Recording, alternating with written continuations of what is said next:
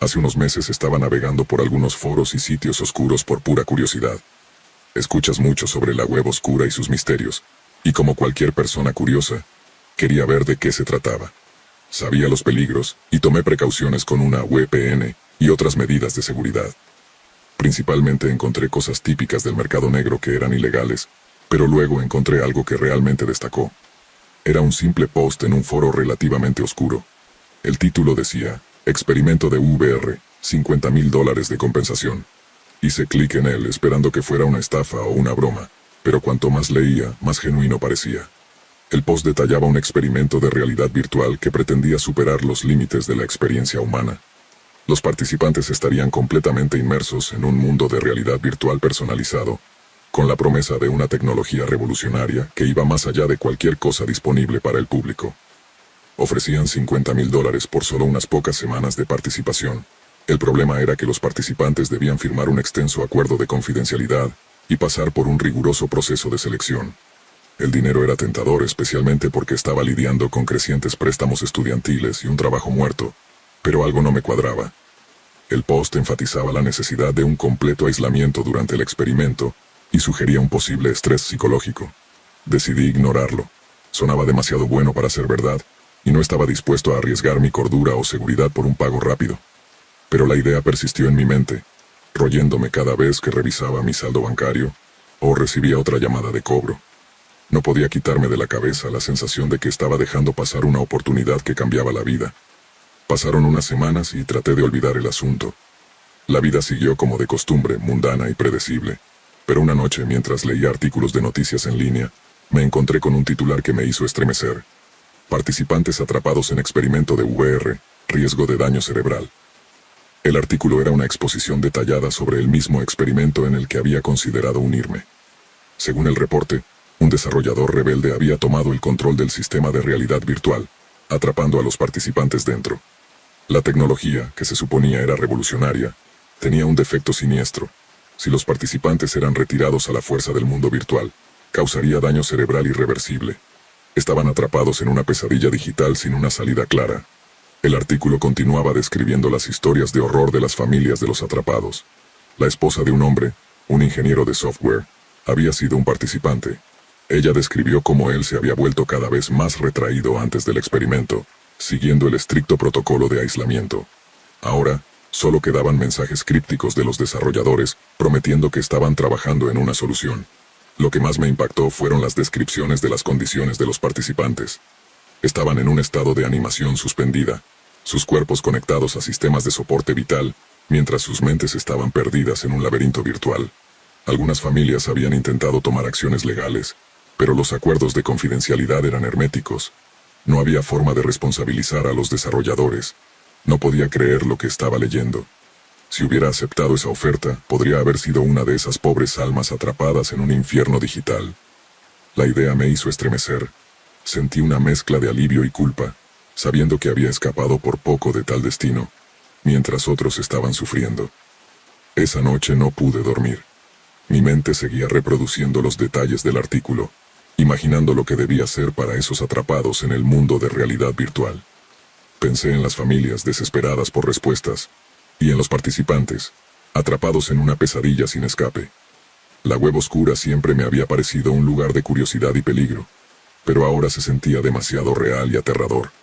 Después de leer ese artículo no podía dejar de pensar en esas personas atrapadas en la realidad virtual. Imagina estar atrapado en un videojuego sin forma de salir, y tu cuerpo en una cama de hospital.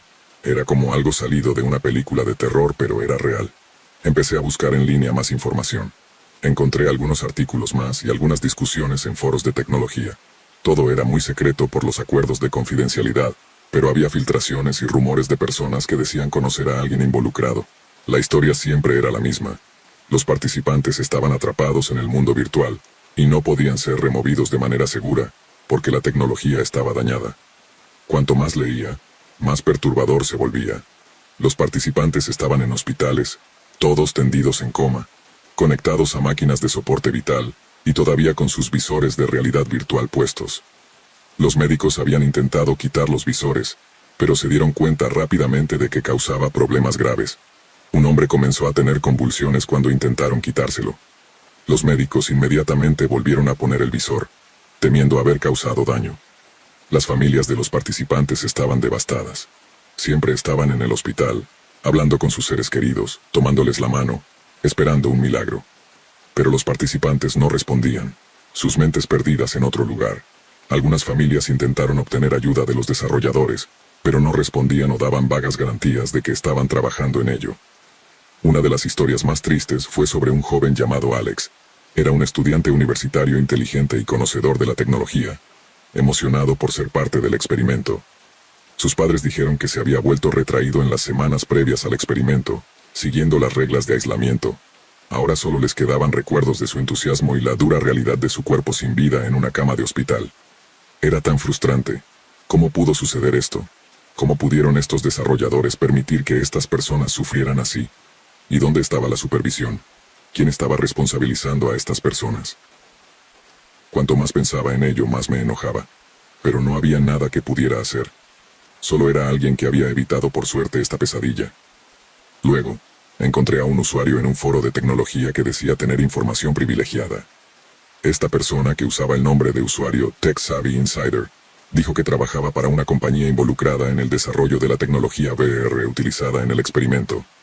Dijeron que el problema era mucho más grande de lo que nadie sabía, y que la compañía estaba tratando de encubrirlo para evitar un escándalo masivo. Según Tech Savvy Insider, el sistema de VR utilizaba un nuevo tipo de interfaz neural, que interactuaba directamente con el cerebro. Se suponía que crearía la experiencia más inmersiva de todas, pero todavía era experimental, y tenía muchas incógnitas. El desarrollador rebelde que atrapó a los participantes había explotado un defecto en el sistema, haciendo imposible desconectar sin causar daño cerebral. La compañía estaba luchando por encontrar una solución, pero el progreso era lento, y se estaban quedando sin tiempo. Me puse en contacto con Tech Savvy Insider, esperando obtener más información. Para mi sorpresa respondieron. Comenzamos a charlar en privado y compartieron más detalles. Dijeron que la compañía estaba bajo una presión inmensa, y había rumores de que algunos altos mandos querían simplemente cortar sus pérdidas y cerrar todo, dejando a los participantes atrapados para siempre. No podía creer lo que estaba escuchando. Esto era una pesadilla y parecía que no había forma de salir. Las familias estaban siendo mantenidas en la oscuridad, los participantes estaban atrapados en una prisión digital, y a la compañía le importaba más su reputación que salvar vidas. Después de hablar con Tech Savvy Insider, sentí una mezcla de emociones. Sentí mucha tristeza por las personas atrapadas en la VR, pero también me sentía increíblemente afortunado de no haberme inscrito. Fue una llamada cercana, y saber lo mal que salieron las cosas para aquellos que sí se inscribieron me hizo apreciar mi vida normal y aburrida mucho más. No podía dejar de pensar en esas personas. No podían comer, hablar o moverse. Sus cuerpos estaban en hospitales conectados a todo tipo de máquinas e IV para mantenerlos vivos. La idea de que estuvieran ahí, indefensos, era desgarradora. Sus mentes estaban en otro lugar completamente, probablemente atrapadas en algún escenario de pesadilla de realidad virtual, mientras sus familias quedaban con cascarones vacíos de sus seres queridos. Leí más sobre cómo los mantenían vivos. Estaban en infusiones, recibiendo nutrientes a través de tubos porque no podían comer. Los médicos tenían que girarlos y limpiarlos porque no podían moverse. Era como si estuvieran en coma, pero peor, porque no había forma de saber si o cuándo despertarían. Una historia que realmente me impactó fue sobre una mujer llamada Lisa. Tenía una hija pequeña y se había inscrito en el experimento esperando ganar algo de dinero rápido para su familia. Ahora, su hija estaba sin su mamá, y su esposo estaba tratando de mantener las cosas en orden mientras pasaba cada momento libre en el hospital. Describió cómo Lisa se veía tan pacífica, como si estuviera durmiendo, pero él sabía que su mente estaba atrapada en una prisión digital. Me sentí tan culpable por sentirme aliviado de que no era yo, pero al mismo tiempo no podía sacudirme la sensación de que había esquivado una bala. ¿Qué pasaría si hubiera aceptado la oferta? Estaría en esa cama de hospital ahora, mi mente perdida en alguna pesadilla de realidad virtual.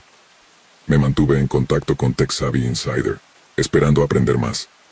Me dijeron que la compañía estaba probando diferentes formas de desconectar a los participantes de manera segura, pero nada había funcionado hasta ahora. Cada intento parecía causar más daño que beneficio. Los desarrolladores estaban bajo mucha presión, y había incluso rumores de que algunos de ellos estaban renunciando porque no podían manejar la culpa. Era un desastre. La compañía estaba enfrentando demandas de las familias, pero por los acuerdos de confidencialidad era una pesadilla legal. Las familias estaban desesperadas por respuestas, y los participantes estaban atrapados en el limbo, incapaces de despertar y escapar del mundo de realidad virtual. Quería ayudar, pero no sabía cómo. Todo lo que podía hacer era seguir buscando información y esperar que de alguna manera, se encontrara una solución. Pasaba horas todos los días buscando actualizaciones, leyendo cada artículo y siguiendo cada pista. Era como una obsesión, pero no podía dejarlo pasar. Sentía que le debía a esas personas seguir buscando respuestas, aunque no pudiera hacer mucho para ayudar. Cuanto más aprendía, más desesperanzador parecía. La tecnología que se suponía que era tan avanzada se había convertido en una trampa. Las personas que se habían inscrito en el experimento estaban pagando el precio, y sus familias también sufrían. Era una pesadilla y no había final a la vista. Pensé en visitar uno de los hospitales para verlo por mí mismo, pero tenía miedo. No sabía si podría manejar ver a esas personas en persona. Seguía pensando en sus familias, cómo debían sentirse al ver a sus seres queridos así todos los días. Meses pasaron y seguí con la historia. Cada día esperaba escuchar alguna buena noticia. La presión sobre la compañía era enorme y ya no podían esconderse. La gente hablaba de ello en todas partes y estaba por todas partes en las noticias.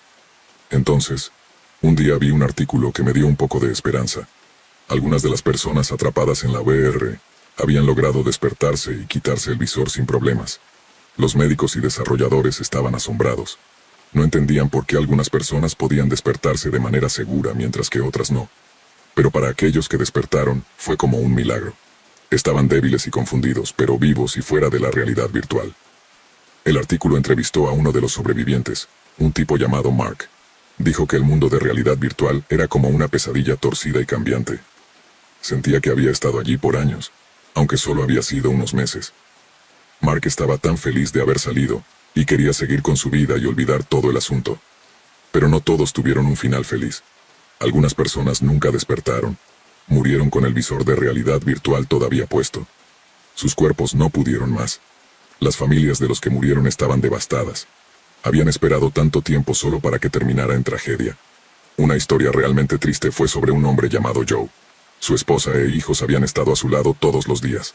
Cuando murió, estaban desconsolados. Su esposa habló con la prensa, diciendo lo injusto que era y cómo el experimento había arruinado sus vidas. Estaba tan enojada con la compañía, y lo entendí completamente. Para las familias de los que despertaron, era una mezcla de felicidad y enojo. Estaban contentos de tener a sus seres queridos de vuelta, pero también estaban realmente enojados con la compañía por haberlos hecho pasar por tal pesadilla. Muchos de ellos hablaron sobre demandar a la compañía para obtener algo de justicia. En cuanto a mí, sentí una extraña mezcla de alivio y culpa. Estaba tan contento de no haberme inscrito en el experimento, pero no podía dejar de pensar en aquellos que sí lo hicieron. Me mantuve en contacto con Tech Savvy Insider, quien me dijo que la compañía todavía estaba tratando de averiguar por qué algunas personas despertaron y otras no. Estaban viendo todo: salud, edad, incluso estado mental, pero no tenían respuestas claras aún. No podía evitar sentir pena por los que todavía estaban atrapados. Todavía había personas allí atrapadas en ese mundo de realidad virtual, y nadie sabía si alguna vez despertarían. Las familias de los que aún estaban atrapados vivían en constante miedo, esperando noticias, esperando un milagro. Me uní a un grupo de apoyo en línea para las familias de los participantes atrapados. Pensé que tal vez podría ayudar de alguna manera, incluso si solo era escuchando. Las historias que escuché eran tan tristes. Padres, cónyuges, hermanos, todos desesperados por respuestas, todos esperando un milagro. A medida que pasaban los meses, algunas personas más despertaron. Cada vez que sucedía, era como una pequeña victoria, pero también hacía que las pérdidas fueran aún más duras. Por cada persona que despertaba, había muchos que no lo hacían. Meses se convirtieron en un año y la historia siguió desarrollándose. Un día, tuve la oportunidad de entrevistar a uno de los sobrevivientes, un tipo llamado David. Aceptó hablar conmigo sobre su experiencia dentro del mundo de realidad virtual. Estaba nervioso, pero también muy curioso de escuchar su historia de primera mano. Cuando conocí a David parecía que había pasado por mucho. Todavía estaba recuperándose, pero estaba ansioso por compartir su experiencia. David comenzó explicando cómo era dentro del mundo de realidad virtual. Según David, estaban atrapados en algún tipo de juego de terror. Estaba diseñado para ser aterrador, con entornos espeluznantes y desafíos peligrosos. La parte más inquietante era que el juego tenía un jefe final que necesitaban derrotar para que todos despertaran. David describió al jefe como increíblemente poderoso, algo salido de una pesadilla. enorme, amenazante e invencible. Sin importar cuánto lo intentaran, no podían vencerlo. Seguían resucitando en el juego después de cada derrota, pero también sentían el dolor de morir, atrapados en un ciclo interminable de intentar y fallar. David dijo que la situación era desesperante. La gente estaba perdiendo la esperanza, y el miedo y el estrés estaban afectando a todos. Pero entonces sucedió algo inesperado. Una joven, de unos 16 o 17 años, logró hacer lo que nadie más pudo. Su nombre era Emily. Emily era callada y parecía insignificante, pero tenía un talento natural para el juego. David dijo que estaba increíblemente enfocada y decidida.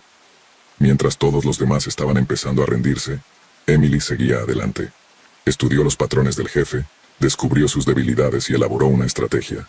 Un día, mientras todos los demás estaban en su punto más bajo, Emily entró en la batalla final otra vez.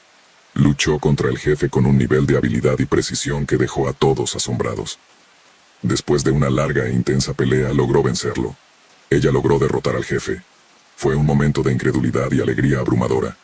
Tan pronto como el jefe fue derrotado, todos sintieron una extraña sensación, como si despertaran de un sueño profundo. David describió la sensación de despertar en el hospital, finalmente removiendo el casco de realidad virtual sin ningún dolor ni daño. Él y los demás que sobrevivieron estaban increíblemente agradecidos con Emily. Ella los había salvado a todos de lo que parecía una pesadilla interminable. Le pregunté a David cómo estaba Emily ahora. Dijo que todavía se estaba recuperando, al igual que el resto de ellos, pero todos la consideraban una heroína. Ella no hablaba mucho sobre lo que hizo, solo estaba feliz de que todos estuvieran libres. La entrevista con David me dejó con una mezcla de emociones. Me alivió que algunos de ellos hubieran salido, pero también sentí el peso de aquellos que no lo hicieron. La experiencia los había cambiado a todos para siempre. La compañía enfrentó severas consecuencias legales, y la tecnología fue prohibida hasta que pudiera hacerse completamente segura. Los meses se convirtieron en un año, y la historia siguió desarrollándose. Un día tuve la oportunidad de entrevistar a uno de los sobrevivientes, un tipo llamado David. Aceptó hablar conmigo sobre su experiencia dentro del mundo de realidad virtual. Estaba nervioso, pero también muy curioso de escuchar su historia de primera mano. Cuando conocí a David, parecía que había pasado por mucho. Todavía se estaba recuperando, pero estaba ansioso por compartir su experiencia. Empezó explicando cómo era dentro del mundo de realidad virtual. Según David, estaban atrapados en algún tipo de juego de terror. Estaba diseñado para ser aterrador, con entornos espeluznantes y desafíos peligrosos. La parte más inquietante era que el juego tenía un jefe final que necesitaban derrotar para que todos despertaran. David describió al jefe como increíblemente poderoso, algo salido de una pesadilla. Enorme, amenazante e invencible. No importaba cuánto lo intentaran, no podían vencerlo. Seguían resucitando en el juego después de cada derrota, atrapados en un ciclo interminable de intentar y fallar. David dijo que la situación era desesperante. La gente estaba perdiendo la esperanza, y el miedo y el estrés estaban afectando a todos. Pero entonces, sucedió algo inesperado. Una joven, de unos 16 o 17 años, logró hacer lo que nadie más pudo. Su nombre era Emily. Emily era callada y parecía insignificante, pero tenía un talento natural para el juego. David dijo que estaba increíblemente enfocada y decidida. Mientras todos los demás estaban empezando a rendirse, Emily seguía adelante. Estudió los patrones del jefe, descubrió sus debilidades y elaboró una estrategia. Un día, mientras todos los demás estaban en su punto más bajo, Emily entró en la batalla final otra vez. Luchó contra el jefe con un nivel de habilidad y precisión que dejó a todos asombrados. Después de una larga e intensa pelea, logró vencerlo.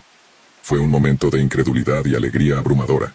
Tan pronto como el jefe fue derrotado, todos sintieron una extraña sensación, como si despertaran de un sueño profundo. Todo comenzó hace unos meses cuando perdí mi trabajo. Estaba desesperado, sin dinero y al borde de ser desalojado. Pasé incontables noches navegando por tablones de empleo, pero nada parecía encajar. Una noche, mientras navegaba sin rumbo por Reddit, me encontré con un hilo sobre cómo ganar dinero rápido.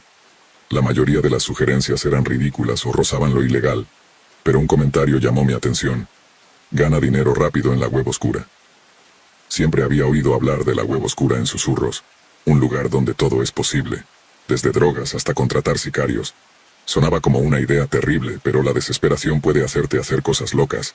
Pensé, ¿qué daño puede hacer mirar? Así que investigué un poco. No tardó mucho en encontrar guías sobre cómo acceder a la web oscura. Armado con una VPN y un navegador Tor, me sumergí. La interfaz era sorprendentemente simple, en marcado contraste con los horrores que supuestamente contenía. Exploré un poco, encontrando foros, mercados y salas de chat. La cantidad de actividades ilegales era abrumadora, pero yo estaba allí por una razón: dinero. Encontré un foro dedicado a estafas. Los usuarios se jactaban de sus últimos golpes y ofrecían consejos sobre cómo empezar. Al principio dudé, pero luego vi un post sobre un esquema de phishing. Parecía sencillo: crear un sitio web falso que pareciera legítimo, engañar a las personas para que ingresen su información personal y vender esa información a compradores interesados. Sonaba fácil, y honestamente, parecía un crimen sin víctimas, solo un poco de robo de datos, ¿verdad? Pasé la semana siguiente diseñando un sitio web bancario falso. Fue alarmantemente fácil hacerlo parecer convincente. Compré un nombre de dominio similar, configuré el sitio y comencé a enviar correos electrónicos. Al principio nada pasó, pero unos días después obtuve mi primer golpe. Alguien ingresó su información de inicio de sesión, y sentí una oleada de emoción y culpa. Repetí el proceso, ajustando el sitio y los correos electrónicos para hacerlos más convincentes. Pronto había reunido una cantidad decente de datos. Estaba listo para vender. Regresé al foro y publiqué lo que tenía. En pocas horas tuve múltiples ofertas. El postor más alto estaba dispuesto a pagar $5,000 por todo el paquete. Era más dinero del que había visto en meses y acepté la oferta. La transacción fue sin problemas y recibí el pago en Bitcoin. Por un momento me sentí como un genio. Había encontrado una salida a mis problemas financieros, pero ese momento de euforia no duró mucho. A la mañana siguiente desperté con un mensaje en el foro del comprador. Afirmaba que parte de la información era falsa y exigía un reembolso. Sabía con certeza que todo lo que había proporcionado era legítimo y se lo dije. El comprador no lo tomó bien. Amenazó con exponerme si no devolvía el dinero. Entré en pánico. No tenía el dinero para devolver y no podía arriesgarme a ser expuesto. Lo bloqueé y esperé que fuera el final de todo. Pero entonces comenzó la verdadera pesadilla. Unos días después, recibí un correo electrónico de un remitente anónimo. El asunto simplemente decía: «Estás muerto». Mi corazón latía con fuerza mientras lo abría. El correo contenía mi dirección, mi rutina diaria y fotos mías tomadas sin mi conocimiento. El mensaje estaba claro: devuelve el dinero o atente a las consecuencias. No sabía qué hacer. No podía acudir a la policía, estaba involucrado en actividades ilegales. Intenté ignorarlo, pero las amenazas continuaban llegando. Sabían todo sobre mí. Cada movimiento, cada interacción, era como si estuvieran dentro de mi cabeza. Una noche, mientras intentaba dormir, escuché un ruido fuera de mi ventana. Me congelé, mi corazón latiendo con fuerza. Escuché atentamente, esforzándome por oír algo, y luego vi una sombra moverse a través de mi ventana. Salté de la cama y agarré un bate de béisbol de mi armario. Con manos temblorosas me acerqué a la ventana y miré afuera. Nada. Estaba perdiendo la cabeza. Empecé a ver sombras por todas partes, a escuchar susurros en la oscuridad.